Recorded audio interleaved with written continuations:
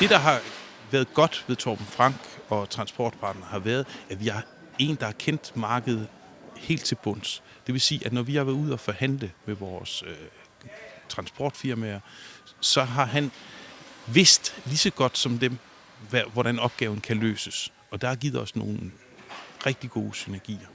Noget af det første, som Torben han gør, det er at gå ned og tale med de mennesker, som egentlig har med fragten at gøre. Altså hvem er dem, der pakker, og dem, der forsender tingene, og de folk, der sidder og booker de lastbiler, som vi har brug for hver dag.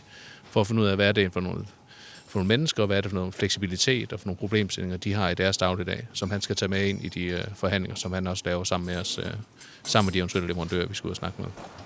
I har fået skiftet rigtig mange ud af jeres leverandører. Det har vel givet en frygtelig masse bøvl? Det burde man tro, ja, men det har det ikke. Det er taget i stille og rolige steps hen ad vejen og blevet implementeret stille og roligt. Vi har beholdt en stor spiller stadigvæk, men ellers er alt andet skiftet ud, og det er gået over al forventning. Første gang vi lavede aftalen, så kunne vi spare 1 million. Og her, det sidste nye, vi har fået med, er vores oversøiske fragt, hvor vi faktisk sparer 30-35% på hver forsendelse af en oversøisk container. Vi har sparet 1,6 millioner per år. Her per 1. maj er det opgjort, så det har været en stor succes. I forhold til de priser, som vi tidligere har haft, og hvis vi sammenligner med sidste år, og den fragtmængde, vi havde sidste år, så vil vi spare cirka 25% på vores samlede fragtomkostninger.